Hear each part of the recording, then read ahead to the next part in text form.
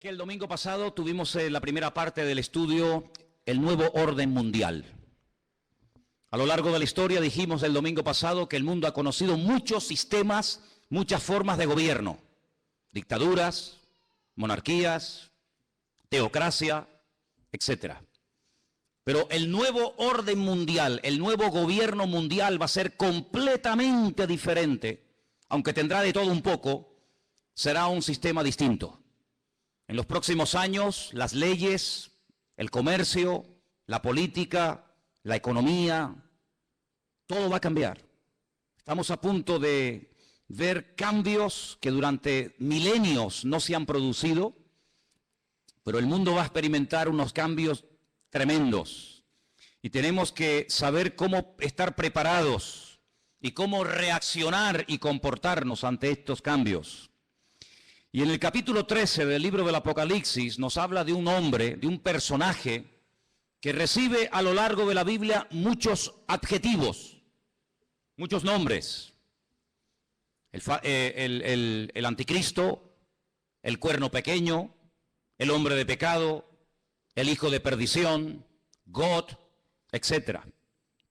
Son nombres que nos hablan acerca de cómo es este hombre.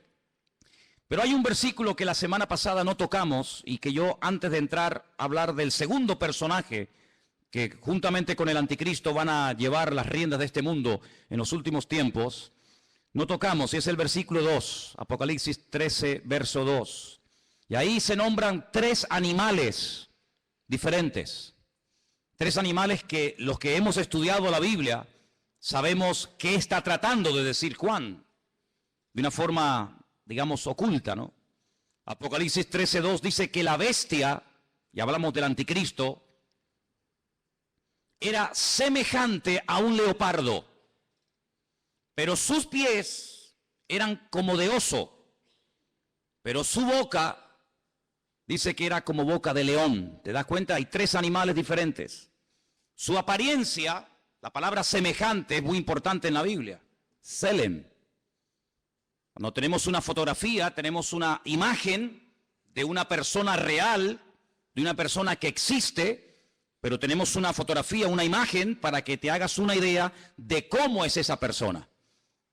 Entonces la Biblia nos enseña que la semejanza, el aspecto exterior de este líder mundial, de este político llamado el anticristo, es semejante a un leopardo, pero su forma de actuar, los pies, cómo camina, cómo se comporta, cómo actúa, es como un oso. Pero cuando habla, cuando da a conocer su mensaje, dice que es como un león. Claro, para entender esto, uno tiene que ir al libro de Daniel. Yo siempre he dicho que la Biblia es una especie de gran rompecabezas, un gran puzzle. Hay cosas que Daniel dice que el Apocalipsis te explica. Y hay cosas que lees en el Apocalipsis que si no conoces Daniel, no puedes entender nunca. La Biblia nos enseña que en el Antiguo Testamento, en la época del profeta Daniel en Babilonia, él tuvo un sueño una noche. Y él dice que vio 4 animales que le llamaron tremendamente la atención. Dice que él vio a un león con alas. Dice que vio a un oso que estaba apoyado sobre una pata más que de otra. Luego ve a un leopardo que tiene 4 cabezas y ve a una bestia, que fue la que más le llamó la atención a Daniel. Gracias al Señor, ese sueño el Señor se lo interpretó y le dijo lo que significa. Por eso no tenemos que inventarnos nada.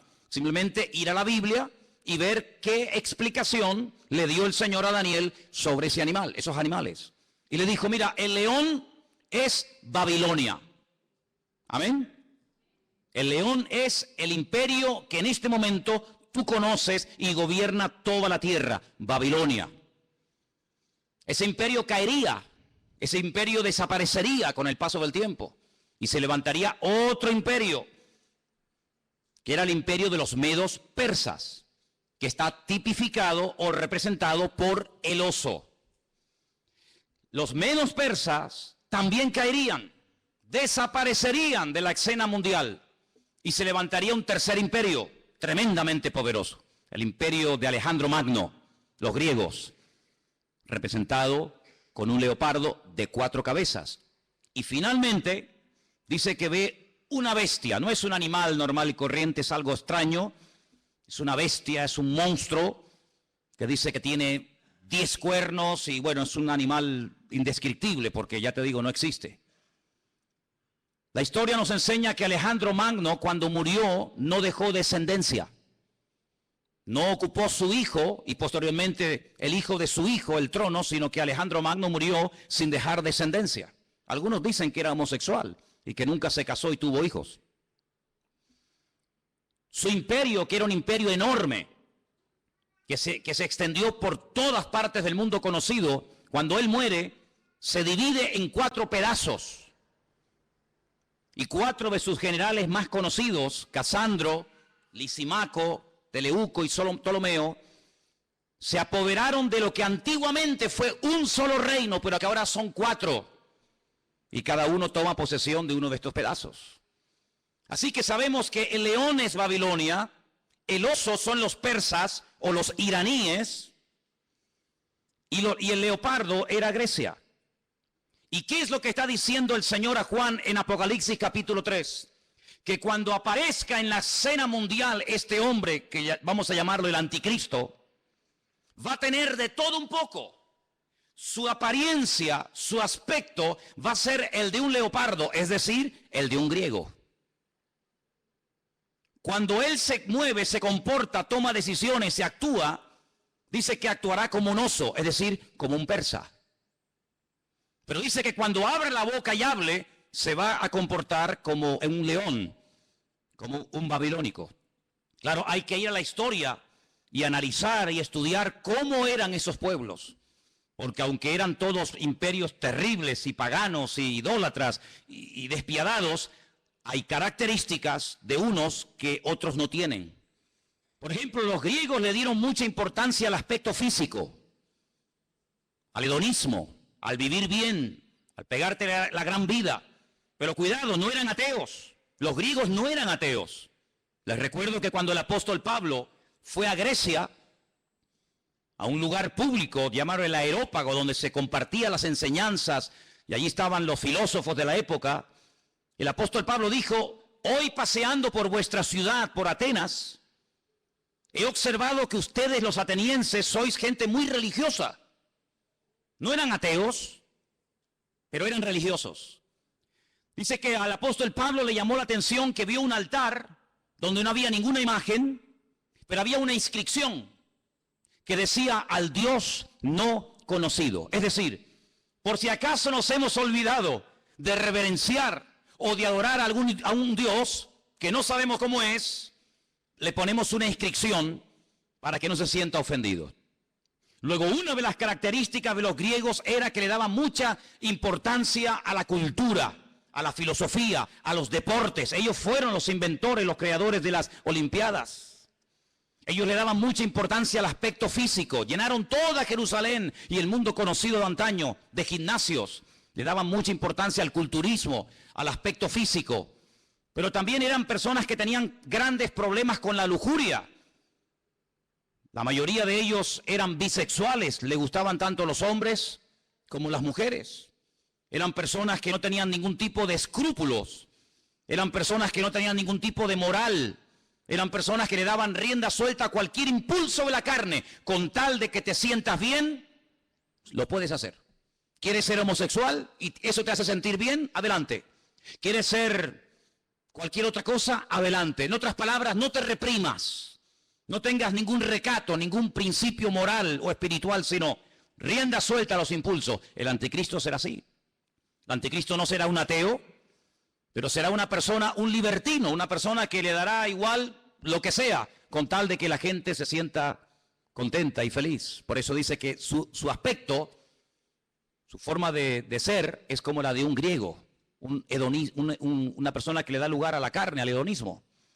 Pero dice que cuando actúa como un oso, como un persa. Y hermano, es interesante notar porque el imperio persa siempre tuvo algo muy interesante entre ellos, y es que siempre tenían una intención de expandir su territorio. Saben que desde hace muchos años ha estado mareando la perdiz, los persas, Irán, Pero una de las cosas que quieren es, siempre lo han querido y lo han dicho y no lo han ocultado, es la destrucción y aniquilación total y absoluta del Estado de Israel. Israel ha amenazado en varias ocasiones a Irán porque sabe que están construyendo armamento nuclear, no con fines, digamos, científicos, sino con fines militares. Irán recientemente dijo, si somos atacados por Israel, tenemos en este momento 80.000 misiles apuntando a la ciudad de Jerusalén y la destruiremos en cuestión de minutos. Es lo que ellos dicen. Por lo tanto, aunque aparentemente es una persona pacífica y educada y con una cultura tremenda, por otra parte, en su corazón es una persona que le gusta la guerra. Dice la Biblia, recuerden, la semana pasada cuando hablamos de este personaje, dice que él cambia de religión. Dice que al Dios de sus padres lo deja de adorar y comienza a adorar a Alá Maozín, al Dios de las fortalezas o al Dios de la guerra. Es una de las características del anticristo. No es un ateo, pero es una persona que utiliza lo espiritual, lo religioso, para fundarse en esa fuerza espiritual que da, por así decirlo, la religión y emprender guerras. Todos sabemos que muchas guerras se han emprendido y las que faltan en nombre de Dios o en nombre de la religión. Los protestantes han matado gente, los católicos han matado a gente. No hay ni una sola religión que no esté manchada de sangre. Todos han utilizado el nombre de Dios. Cuando la famosa guerra del Golfo, veíamos a Saddam Hussein orando para recibir fuerzas para atacar a los americanos y vencerlos, pero también veíamos en las iglesias de Norteamérica orando a los creyentes para que los soldados norteamericanos no murieran, y vemos que se mezcla todo, lo político, lo religioso, lo espiritual. Así será el anticristo, un sincretismo, una mezcla de todo, una mala utilización del nombre de Dios, utilizando a Dios para beneficios personales. Pero dice que cuando él habla como un león, es decir, será un ser arrogante. Los babilónicos, si algo tenían que les caracterizaba, era la arrogancia, la soberbia. Se creían que eran los amos, los dueños del mundo. Así será este personaje. Pero este personaje del cual hablamos la semana pasada, que es la primera bestia, la que sube del mar entre las naciones, de los pueblos, de entre los gobiernos, tendrá el apoyo total y absoluto de otra bestia que vamos a ver sus características. Apocalipsis capítulo 13, versículo 11. Y fíjense en esta palabra. Después vi otra, no es la misma, es otra bestia que subía de la tierra. La primera bestia subía del mar, la segunda sube de la tierra. Tenía 2 cuernos semejantes a los de un cordero, pero cuando hablaba como un dragón. Jesús dijo en cierta ocasión que de la abundancia del corazón habla la boca. ¿Cuántos dicen amén? Su aspecto es un cordero, pero en cuanto abre la boca sale toda la basura que tiene dentro y se da a conocer lo que realmente lleva: maldad y muerte por todas partes. Dice que ejerce toda la autoridad de la primera bestia en presencia de ella. Hace que la tierra y los moradores de ella adoren a la primera bestia, cuya herida mortal fue sanada. Versículo 13. También hace grandes señales, de tal manera que aún hace descender fuego del cielo a la tierra delante de los hombres. Versículo 14. Engaña a los moradores de la tierra con las señales que se le ha permitido hacer en presencia de la bestia, mandando a los moradores de la tierra que le hagan imagen a la bestia que tiene la espada, la herida de espada, y vivió. Se le permitió infundir aliento a la imagen de la bestia para que la imagen hablase e hiciese matar a todo el que no la adorase. Verso 16. Hacía que a todos, pequeños y grandes, ricos y pobres, libres y esclavos, se les pusiese una marca en la mano derecha o en la frente, y que ninguno pudiese comprar ni vender sino el que tuviese la marca o el nombre de la bestia o el número de su nombre. Dice, aquí hay sabiduría. El que tiene entendimiento, dice, el que tiene entendimiento cuente el número de la bestia, pues es un número de hombre y su número es 666. Es decir, que en los últimos tiempos surgirá un nuevo orden mundial. El mundo no será como lo hemos visto hasta el día de hoy, donde cada uno hace lo que le da la gana y cada uno gobierna. No, no, no, no. En los últimos tiempos habrá un nuevo orden mundial dirigido y capitaneado por un presidente mundial que tendrá una fuerza militar, económica y política increíble. Y a este personaje se le conoce vulgarmente con el nombre del anticristo, el que se opone a Cristo, el que quiere suplantar la figura de Cristo. Pero tendrá a una persona que la Biblia lo llama, fíjense qué curioso, falso profeta. Si analizamos toda la Biblia, vemos que la figura de los profetas era algo muy importante. La Biblia está llena de verdaderos y auténticos profetas. Daniel, Jeremías, Isaías, Habacuc, Sofonías, Malaquías, cientos de buenos profetas. ¿Qué era un profeta? Un profeta era un hombre de carne y hueso, como cualquiera de nosotros, con una comunión con el Señor tremenda, que a través de sueños o de visiones o por voz audible, recibía mensajes del Eterno, recibía mensajes del Señor para transmitirlos al pueblo de Israel, para que de esa manera el pueblo no pecara, para que de esa manera el pueblo no terminara adorando a otros dioses, para que el pueblo supiera en todo momento lo que tenía que hacer y lo que no tenía que hacer. Un profeta era una bendición para el pueblo. ¿Por qué? Porque era el nexo que unía al pueblo con Dios y a Dios con el pueblo. Era la persona que hacía la función de la boca de Dios. Cuando Dios quería decirle algo al pueblo, hablaba a través del profeta. Pero dice la Biblia, y la Biblia está llena de ejemplos de falsos profetas. Hay capítulos enteros en Jeremías, en Ezequiel y otros libros que nos hablan acerca del daño tremendo que hacían los falsos profetas. Por ejemplo, la Biblia dice que cuando las tropas del rey Nabucodonosor habían rodeado la ciudad de Jerusalén, había falsos profetas que decían: tranquilos, no pasa nada, no se preocupen, vamos a ganar la guerra. Nabucodonosor va a ser derrotado, se va a cansar y se va a marchar a su tierra. Vienen tiempos de paz, vienen tiempos de abundancia, vienen tiempos de prosperidad. Pero había uno llamado Jeremías, que era el verdadero profeta, y decía: no les crean, les están mintiendo. Es mentira, no viene paz, viene guerra. El enemigo no se va a ir, nos va a destruir, nos va a destruir la ciudad, nos va a quemar el templo, va a matar a nuestros jóvenes. Siempre hubieron falsos profetas que engañaban al pueblo. Siempre había falsos profetas que venían supuestamente en nombre de Dios. Y la gente, lógicamente, en muchas ocasiones le hacía más caso y prestaba más atención a los falsos profetas que a los verdaderos profetas. ¿Por qué? Porque el falso profeta decía lo que el pueblo quería oír. El verdadero profeta muchas veces iba en contra de la voluntad del pueblo. Por eso la mayoría de los profetas los terminaban matando. ¿No dijo el Señor: Jerusalén, Jerusalén, que matas a los profetas y apedreas a los que yo te envío? ¿Cuántas veces quise juntar a mis hijos como la gallina junta sus polluelos y no quisisteis? La ciudad de Jerusalén pasó a la historia como una ciudad que mataba a los profetas. Porque los profetas confrontaban, los profetas hablaban claro, los profetas no eran aplaudidos, eran gente odiada. Era gente que muchas veces tenía que vivir totalmente dependiendo del Señor, porque los querían matar, los querían torturar y querían taparles la boca a cualquier precio.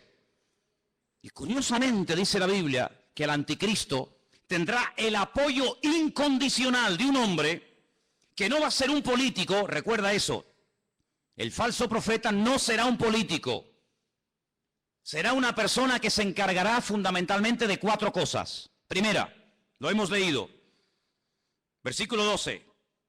Hará todo lo posible para que todas las naciones de la tierra reconozcan la autoridad y se sometan a la autoridad del anticristo. Es decir, no atrae la gente hacia sí mismo, sino que atrae la gente hacia el anticristo. Es decir, será el relaciones públicas del anticristo, el que le hará la publicidad, la propaganda, el que irá por los platós de televisión, por las emisoras de radio, el que dará todo tipo de ruedas de prensa y de respuestas a las naciones, presentando a este hombre como la alternativa real y genuina que el mundo necesita. Les puedo asegurar que será conocido en todas partes de la tierra. Un hombre carismático, Un hombre que sabrá llevarse bien con los árabes, con los judíos, con los musulmanes, con los católicos, con los evangélicos, con los ateos, con todo el mundo. Un hombre con un don de palabra extraordinario. Y un hombre que lo que pretende es desviar la atención de la gente hacia el Dios vivo y verdadero y llevarlos a la ruina, diciéndole a la gente, este hombre es lo que el mundo necesita. Este hombre es el que va a solucionar los problemas de la crisis, del paro, los problemas económicos, los problemas entre palestinos y judíos. Este lo va a solucionar todo. Primera función del falso profeta. Segunda, versículo 13. También hará grandes señales. La Biblia no dice qué tipo de señales hará, pero curiosamente menciona una que es tremendamente poderosa. Y dice que hará descender fuego del cielo a la tierra delante de los hombres. Solamente hubo un hombre en toda la historia de la humanidad que en un momento oró y cayó fuego del cielo, demostrando que el Dios que él adoraba y honraba era el verdadero Dios. Y era el profeta Elías. En el Monte Carmelo, dice la Biblia que allí hubo una confrontación del mundo de las tinieblas contra el mundo espiritual, contra el mundo del Señor. Y el profeta Elías dijo, la respuesta no tiene que ser a través de un sueño, la respuesta no será a través de una visión, a través de un ángel, sino la respuesta tiene que ser algo contundente y visible a kilómetros. Y allí en lo alto de ese monte en el que hemos estado en cantidad de ocasiones, desde donde tiene una perspectiva de una zona geográfica muy grande de Israel, allí él oró y dice que descendió fuego del cielo y 400 profetas falsos de Baal fueron degollados en aquel día. Nunca más nadie ha hecho eso. Bueno, perdón. Una vez unos hermanos en el Nuevo Testamento, cuando fueron a entrar a una ciudad a evangelizarla, a hablar del Señor, y no los quisieron oír, le dijeron al Señor, Señor, ¿nos das permiso para que oremos y caiga fuego del cielo y los destruya a todos? Y el Señor les dijo, no, queridos, yo no he venido a eso. Monarjes, hijos del trueno, no les dio autorización para que oraran, para que cayera fuego del cielo. Pero en los últimos tiempos habrá un hombre que por un poder satánico, por una unción falsa, pero poderosa al fin y al cabo, dice que tendrá la capacidad de sorprender a las naciones haciendo caer fuego del cielo. Será una de las muchas señales que este hombre haga. Así que primero intenta llevar a la gente al anticristo. Segundo, hará grandes señales. Tercero, versículo 14. Engañará a los moradores de la tierra con las señales que se le ha permitido hacer. Jesús dijo en Mateo capítulo 24, hoy se ha leído este capítulo aquí en el púlpito. En Mateo capítulo 24 dice que cuando Jesús salía del templo de Jerusalén, los discípulos le dijeron, Señor, observa, qué templo tan hermoso tenemos. Un templo maravilloso, es una maravilla para nosotros los judíos tener un templo tan bonito en nuestra ciudad de Jerusalén. Jesús les dijo, no quedará piedra sobre piedra que no sea destruida. Cuando ellos cruzan el torrente de Cedrón y se van al monte de los olivos, allí 4 de sus discípulos, 4 solamente, le dicen, Señor, ¿cómo? ¿Cuándo? ¿Cómo que va a ser nuestro templo destruido? Dinos, ¿qué señal habrá de tu venida y del fin del siglo? Y el Señor les da un mensaje tremendo que les animo a que lo vuelvan a leer en casa. Mateo 24, también lo tienen en Lucas 21. Y una de las cosas que repite reiteradamente el Señor es esta: mirad que nadie os engañe. ¿Cuántos dicen amén? Que nadie os engañe. Y curiosamente dice, porque vendrán falsos cristos. ¿Qué significa la palabra Cristo? Tanto que la utilizamos los cristianos, tenemos que saber lo que significa, ¿no? Viene de la palabra hebrea Mashiach, que significa ungido. Vendrán muchos falsos ungidos. Eso es lo que está diciendo. No solamente personas que dirán, que yo soy el Mesías, sino vendrán vividores, farsantes, personas que utilizando el púlpito de las congregaciones, personas que utilizando medios de comunicación como la radio, la televisión, etcétera, engañarán a muchísimas personas utilizando tal vez la manipulación, utilizando tal vez los problemas físicos, emocionales o espirituales de la gente. Dice, y a muchos engañarán. Pero el Señor dice, mirad que nadie os engañe, porque no solamente vendrán falsos ungidos, sino también dice falsos profetas. ¿Qué es un profeta? Un profeta es un predicador, ¿sí o no? Es uno que predica, es uno que proclama un mensaje, en este caso un mensaje bíblico, un mensaje de Dios. Dice, pues vendrán falsos predicadores. Y usted dice, pero hermano, ¿sabes lo que estás diciendo? Totalmente. Y ya han comenzado a proliferar por todas partes del mundo. Falsos predicadores, falsos evangelistas, falsos maestros, falsos profetas, que incluso a veces con milagros o con señales llegan a seducir y a engañar a la gente. Y no es algo nuevo, lo estamos viendo de hace 10 años a esta parte, en todas partes del mundo. Pero en los últimos tiempos habrá una persona que será el máximo exponente del engaño y de la mentira, que la Biblia lo llama el falso profeta. ¿Y qué podemos hacer los cristianos? ¿Tenemos la obligación de creer todo lo que los pastores dicen? ¿Tenemos la obligación de creer todo lo que la gente predica en un púlpito? Rotundamente no.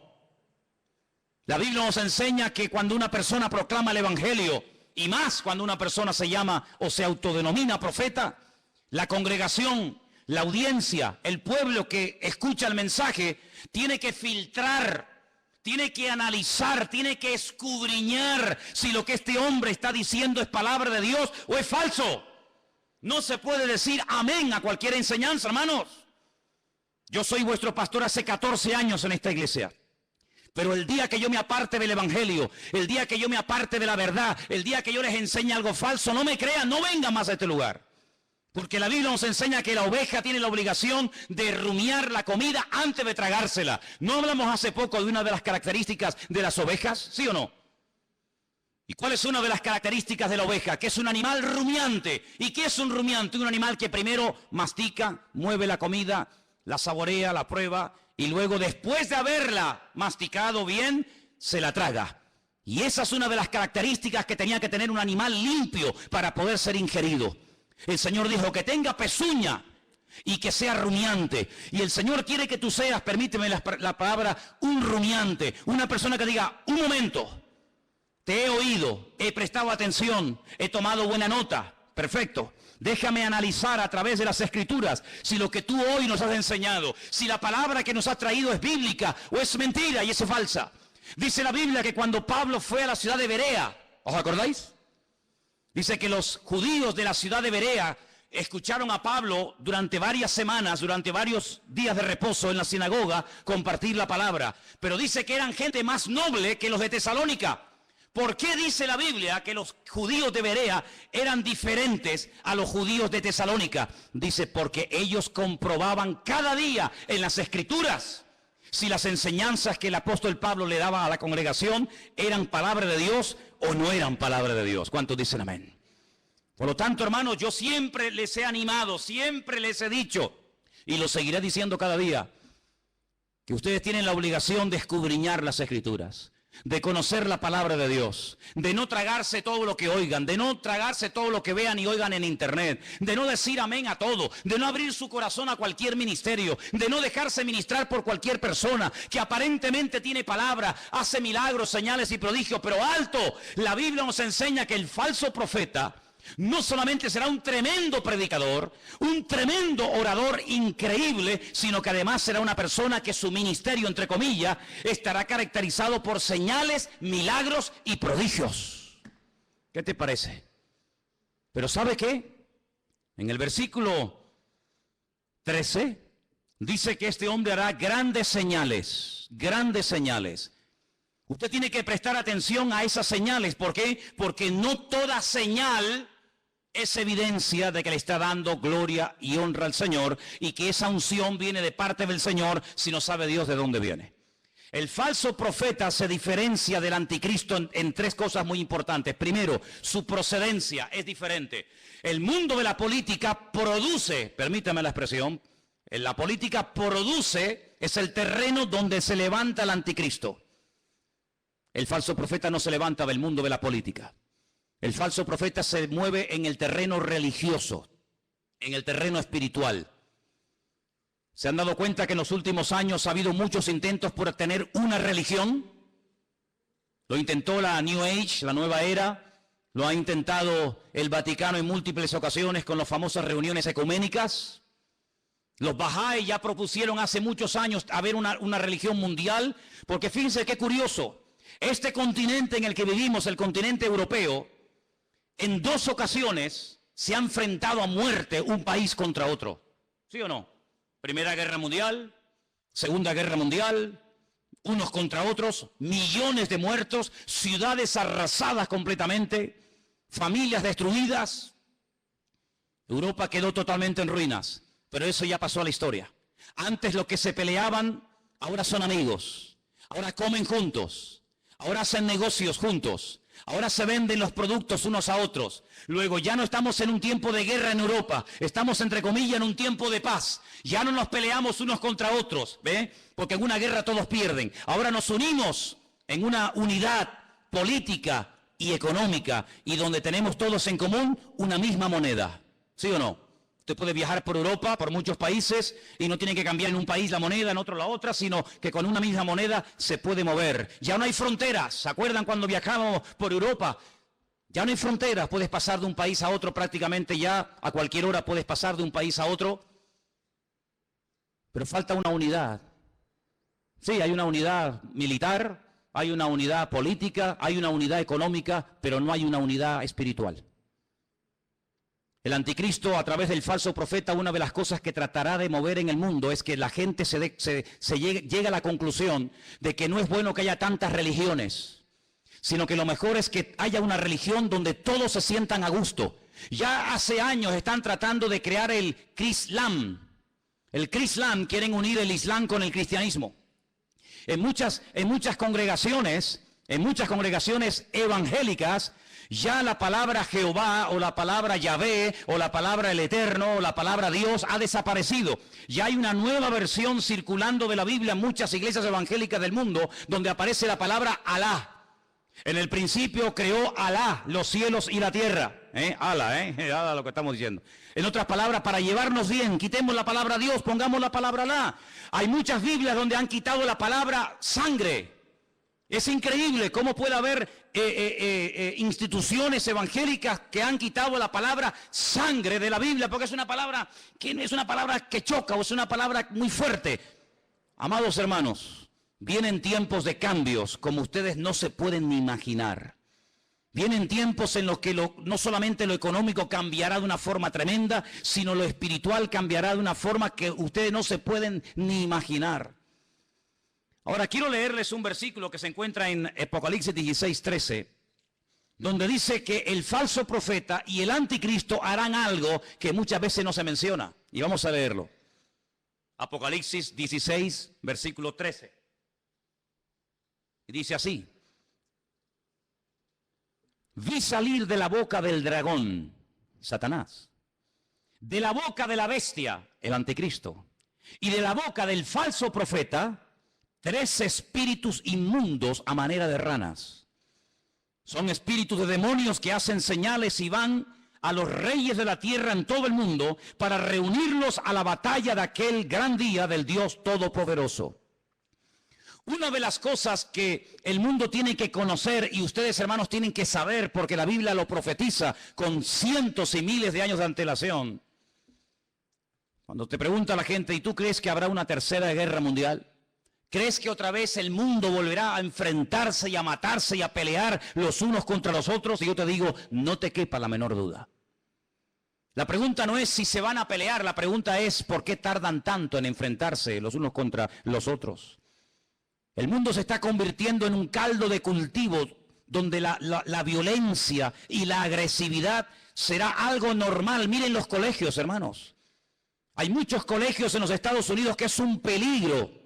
Porque cuántos niños, cuántas docenas de jóvenes han entrado armados a un colegio y han asesinado a cantidad de compañeros. Amados hermanos, la violencia va a ser una de las características de los últimos tiempos. Habrá violencia en la sociedad, violencia en el tráfico, violencia en las iglesias, violencia en los parlamentos, violencia por todas partes. El Señor Jesucristo dijo que Él vendría, pero antes de que Él viniera, los tiempos en los cuales viviríamos serían como los días de Noé. Y cuando uno observa la generación en la que le tocó vivir a Noé, no era una sociedad pacífica. Cuidado, era una sociedad tremendamente avanzada para la época en la que vivía. Fijaros lo que querían construir. En la época de Noé se quiso construir el edificio más alto del mundo, un zigurat, una torre que llegara al mismo cielo, a la misma presencia de Dios, con el objetivo de demostrarle a Dios que a través de la tecnología de la época, el hombre era capaz de desafiar al mismo Dios y de llegar a su presencia no a través del medio establecido por Dios, sino a través del medio de la mente humana. La tecnología puesta al servicio del mal. ¿Piensan ustedes que el anticristo y el falso profeta no echará mano de la tecnología de la época para engañar y meterse en miles y en miles y en millones de hogares? No les quepa la menor duda. No les quepa la menor duda. Así que en los tiempos de Noé no fue como en los tiempos del diluvio. Fue en los tiempos del diluvio, no fue como en los tiempos de la Torre de Babel. En los tiempos de la Torre de Babel, la Biblia nos enseña que Dios no destruyó a la humanidad, sino que la separó y la confundió. ¿Por qué? Porque habían aprendido un secreto tremendo. ¿Cuál fue? La unidad. Se unieron para lo malo.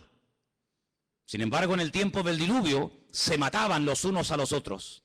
El anticristo sabe perfectamente que la unidad tiene un poder tremendo. Por eso él lo que intenta es unir religiones, unir filosofía, unir diferentes estilos de vida para llevar a este mundo a la ruina y a la destrucción total. Una de las cosas que el hombre ha intentado y lo está consiguiendo desde los tiempos de la Edad Media es desterrar la palabra Dios, la palabra Biblia, del vocabulario del ser humano. Hoy en día se oye hablar muy poco de Dios, muy poco de Biblia. ¿Por qué? Porque los hombres a lo largo de la historia han intentado destruirse los unos a los otros. Pero el objetivo final del diablo es destruir a Dios, quitar a Dios del vocabulario de la gente. ¿Y qué es lo que hace el falso profeta? Levantar al anticristo para que lo adoren a él. Y no es la primera vez que un hombre reclama honra y gloria para sí mismo. No es la primera vez que un César, que un faraón o que cualquier persona ha intentado levantarse más alto que Dios y matar y asesinar a todas aquellas personas que no lo apoyan y no lo reconocen.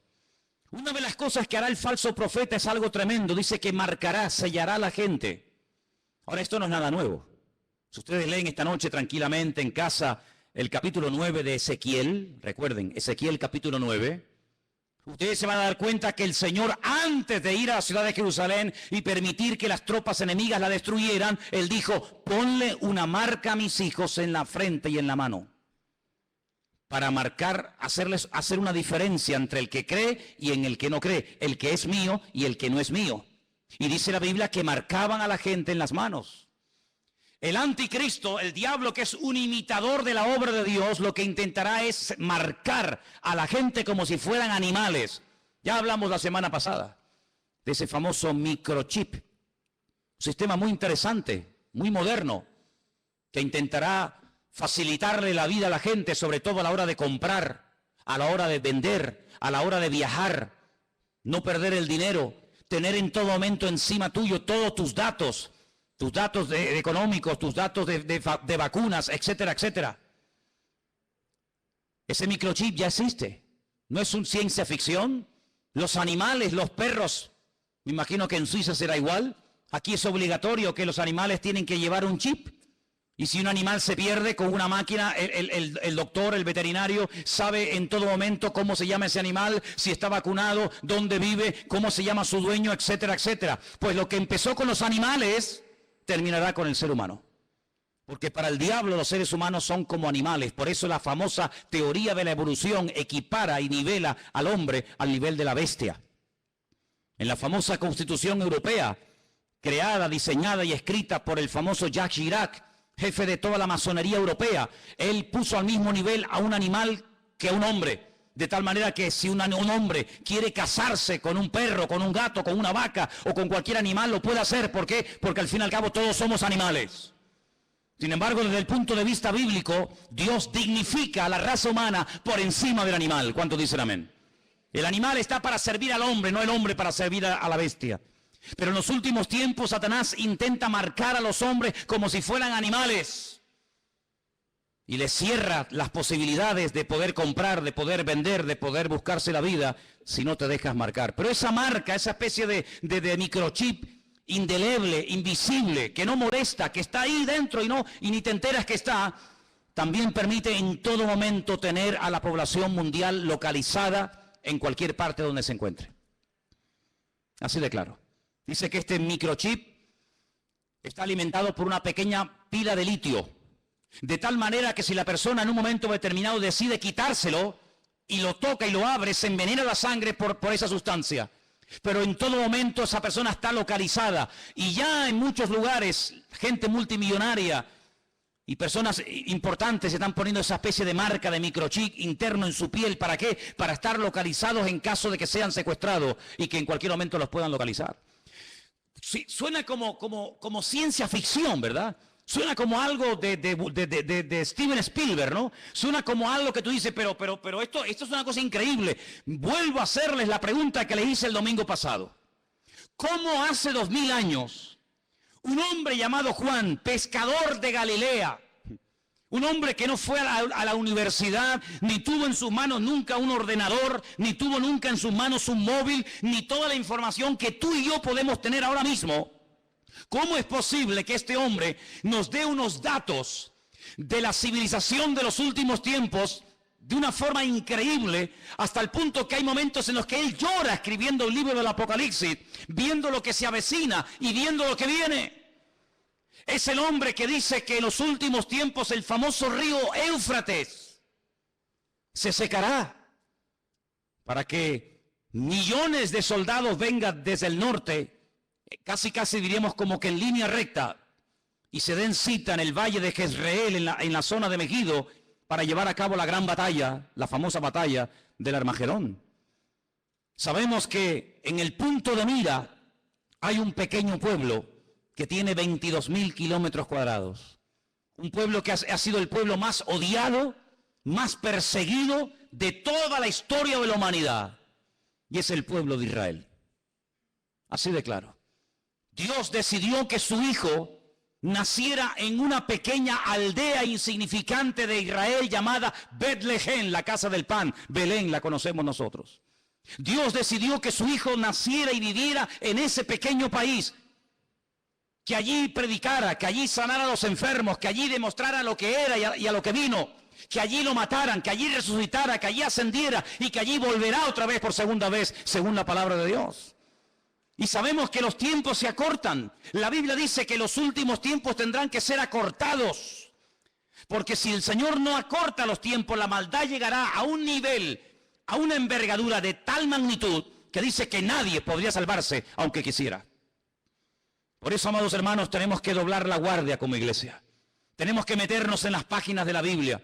Tenemos que conocer lo que dice la palabra de Dios acerca de los últimos tiempos. No dejarnos engañar, no dejarnos seducir, no dejarnos atraer por cosas que aparentemente son muy atractivas, muy bonitas y maravillosas, pero que su fin, dice la Biblia, pueden ser caminos de muerte. Analice todo lo que oye. Analice a la luz de la palabra de Dios todo lo que escucha. Porque la palabra de Dios nos enseña que los últimos tiempos serán tiempos de engaños, tiempos de falsas profecías, tiempos de falsos milagros. Ahora bien, la gente está tan necesitada, tan desesperada, que se agarrarán a un clavo ardiendo con tal de salir de su desesperación. Nunca olvidaré cuando una persona enferma me dijo: si yo supiera en este momento que el diablo me puede sanar, le entregaría mi vida a él. Así me lo dijo. El diablo va a utilizar los problemas sociales, los problemas físicos, los problemas económicos de las familias. El diablo sabe perfectamente que hay un vacío en la sociedad que nada ni nadie logrará llenar jamás. Puedes tener mucho dinero, puedes viajar por el mundo entero, puedes tener la mejor casa de la tierra, puedes tener y tener y tener. Pero el Señor Jesucristo no solamente te ha creado para que llegues a tener ciertas y determinadas cosas en la vida, sino que el Señor nos ha creado con sus manos para que seamos su pueblo y estemos en plena comunión con Él. ¿Cuántos dicen amén? Por eso, amados hermanos, cuando ustedes escuchen a alguien, cuando ustedes oigan a alguien, cuando ustedes observen a alguien, háganse la siguiente pregunta: ¿a quién está levantando este hombre? ¿A quién intenta glorificar? ¿Hacia quién intenta desviar la atención? ¿Hacia él mismo? O lo que intenta esta persona es levantar en alto el nombre que es sobre todo nombre, el nombre de Jesús, para que la gente adore al Rey de Reyes y al Señor de los Señores.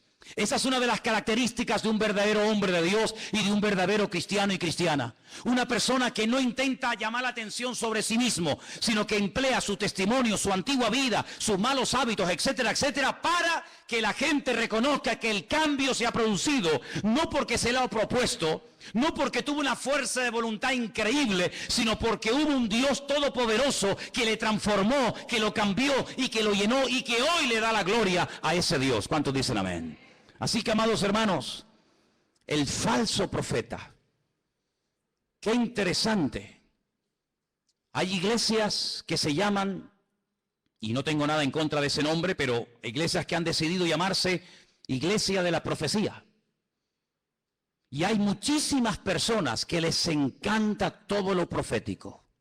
He ido incluso a algunas reuniones, he ido a algunas convenciones, no muchas, pero alguna vez he escuchado personas que cuando van a un evento, a una conferencia, a un culto especial, lo que te dicen es: he venido aquí porque este hombre o esta hermana o esta mujer tiene profecías y tiene palabras para mí. Y la gente hace cola y espera horas para que vaya una persona y le imponga las manos y algo con voz bajita, la mayoría de las veces le susurre al oído y le diga que va a ser y que va a tener y que va a ser prosperado y que va a ser bendecido. Y la gente agarra esa palabra como si fuera una palabra de Dios, cuando la única palabra de Dios que tenemos es esta, que tenemos en nuestras manos. ¿Cuántos dicen amén? Si usted busca palabras, si usted busca consejos, si usted busca algo que le oriente para saber si me caso o no me caso, si me voy o me quedo, si compro o no compro, es la bendita palabra de Dios. Dice el salmista: lámpara es a mis pies tu palabra y lumbrera mi camino. No busques en los hombres lo que solamente en Dios puedes encontrar. Si buscas palabra, métete en tu aposento, dice la Biblia, cierra tu puerta. Y tu Padre que te ve en lo secreto, dice, te recompensará en público. Pero qué fácil es ir a una persona para que nos diga esa persona, supuestamente en nombre de Dios, lo que yo tengo que hacer. Cuidado, porque la Biblia dice que en los últimos tiempos el don de la profecía será mal usado para engañar y para seducir a las almas inconstantes. Claro que creemos en las profecías. No menospreciéis las profecías, dice la Biblia, pero las profecías de la Biblia, no las profecías inventadas, no el producto de la imaginación. ¿Saben lo que decía Jeremías al pueblo?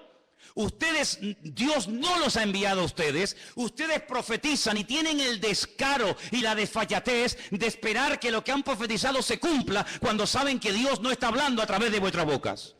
Amados hermanos, maldito el hombre que confía en el hombre, pero bienaventurado el hombre que confía en el Señor. ¿Cuántos dicen amén? Vienen tiempos difíciles, vienen tiempos de cambios, vienen tiempos donde vamos a ver cosas muy raras, muy extrañas. Ya hay iglesias en el mundo para homosexuales, no sé si lo sabían. Iglesias evangélicas gay, ya están por el mundo, por todas partes. Iglesias donde ya no se habla de la sangre de Cristo ni la muerte del Señor. Iglesias donde todo vale. Iglesias donde te puedes casar, separar, divorciar, estar con este, estar con la otra, estar con él, ahora me caso, ahora me divorcio y no pasa nada. Dios es un Dios de amor. Vamos a ver cosas muy extrañas en los últimos tiempos. Pero recuerda algo, Dios es santo y quiere que tú y yo también seamos santos. Huye de todo lugar donde te lo pongan fácil. Escúchame bien. Huye de todo lugar donde te lo pongan fácil para que no te ofendas. Lo políticamente correcto, sabes que es una expresión que se usa mucho hoy en día, ¿no? Lo políticamente correcto, no lo digas tan duro para que no se ofendan, no lo digas tan contundente para que no... Huye de los lugares donde todo te lo ponen bonito y fácil. El Señor no viene a agradarnos los oídos, sin confrontación no hay cambio. Y la palabra de Dios viene para sacudirnos y para que le busquemos a Él en espíritu y en verdad. Y si el Señor tiene que sacudirnos en esta tarde y romper esquemas religiosos de nuestra vida, y si tiene que abrirnos nuestros ojos a una realidad que viene, nos guste o no, pues bendito sea el Señor. Pero la iglesia en esta hora tiene que dar la talla. Somos la sal de la tierra, somos la luz del mundo y no podemos en este momento de la historia, hermanos, claudicar, no podemos enfriar, no podemos dar marcha atrás. Estamos, hermanos, oyendo la trompeta del Señor. Dios viene, el Señor viene pronto y quiere que su iglesia se ponga las pilas, que se levante en pie de guerra y le diga al diablo: alto, aquí estamos los hijos de Dios. Aquí todavía hay gente que vive en orden. Aquí todavía existe la familia. Aquí existe el perdón. Aquí existe la misericordia. Aquí existe la fe. ¿Por qué? Porque nosotros creemos que lo que Dios prometió en su palabra es la verdad. ¿Cuántos dicen amén? Quiero que cierres tus ojos ahí donde estás. Y recuerda las palabras del Maestro. Mirad que nadie os engañe. Mirad que nadie te engañe. Ni pastores, ni profetas, ni rabinos, ni falsos mesías, que nadie te engañe. Dice la Biblia: conoceréis la verdad y la verdad os hará libres. Amados hermanos, si quieres ser libre, tienes que conocer la verdad. Y la verdad es Jesucristo. Él es el camino, Él es la verdad y Él es la vida. La gente va a ser engañada porque buscan fuera del Señor. Si buscaran en Dios, no serían engañados. Si buscaran en la palabra de Dios, no serían apaleados ni heridos. El problema es cuando a veces buscamos fuera de Dios otros caminos, otras formas, y te equivocas. Si estás buscando, busca en Dios. Ven a Dios, ven a Él en esta tarde. Ríndele tu corazón. Ríndele tu vida en esta tarde al Señor. Deja que Él aclare tus dudas. Él es el verdadero. Él es el Dios vivo y verdadero y no hay otro. Gracias, Señor Jesús. Recibe toda la gloria y el reconocimiento. Dice la Biblia que el anticristo, una de las cosas que hará es negar que Cristo vino en carne. Negar que Él vino. Y toda persona que niega que Cristo vino es el anticristo, dice el apóstol Juan. Nosotros en esta tarde rechazamos a este espíritu y declaramos en el nombre de Jesús que tú viniste en carne. Y confieso y declaro públicamente que aquel Mesías que se hizo carne era el Mesías verdadero. Y no hay otro más que Él. Bendito seas. Ahí empieza el cambio cuando tú reconoces que el Mesías vino en carne. No de una forma espiritual, una nebulosa, una cosa extraña. No, vino en carne y hueso a dar su vida por ti. Ahí empieza el cambio. Si Él era el Mesías verdadero, quiere decir que yo lo necesito a Él. Y por eso en esta tarde le decimos: yo te necesito, Señor Jesús. Te necesitamos, Señor, en nuestra vida. Los que somos padres, las madres, los creyentes, tus hijos te necesitan hoy más que nunca, Señor. En este tiempo de engaño, en este tiempo de tantos cambios y de tanta agresividad, nosotros te decimos: tú eres nuestra paz. Tú eres nuestra calma en medio de la tormenta, Señor Jesús. Recibe la gloria, Dios mío. Recibe la honra, mi Señor. Aleluya. Si en esta tarde entre nosotros hay alguien que nunca le ha entregado su vida al Señor, yo te animo a que lo hagas hoy. Te animo a que ahí donde estás, le digas: Señor, yo me entrego a ti. Yo quiero conocerte, Jesús. Yo no te ofrezco una religión. El Señor no es religión, el Señor es una relación personal. Ahí donde estás, entrégale su vida a Jesús. Pídale perdón a Dios. Dile: perdón, Señor, perdóname. Limpia mis pecados. La iglesia no es un club donde venimos a pasar un domingo entretenidos. La iglesia no es un lugar donde venimos a conocer gente nueva, gente agradable y simpática, no. La iglesia es un hospital donde el alma, Dios la sana.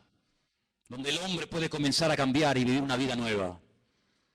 La iglesia es un centro de entrenamiento donde nuestros pensamientos, nuestra filosofía de vida cambia. Para vivir según el diseño y el propósito de Dios para mi vida. donde yo muero y Él vive. Eso es la iglesia. No es un club. Es un lugar donde cambiamos por dentro y por fuera. Y por eso en esta tarde te pedimos, Señor, ayúdanos a cambiar, a conocerte mejor. Y guárdanos del maligno. Que no seamos seducidos, ni engañados, ni arrastrados por falsas doctrinas o prácticas o enseñanzas, sino que nunca nos desviemos de tu palabra ni un milímetro, porque tu palabra es el fundamento de nuestra vida. Gracias, Señor, porque tu palabra un día llegó a nuestra vida y ahora estamos edificando nuestra existencia sobre la roca, sobre Cristo Jesús nuestro Señor. A ti te damos la gloria y la honra, en el bendito nombre de Jesús. Amén.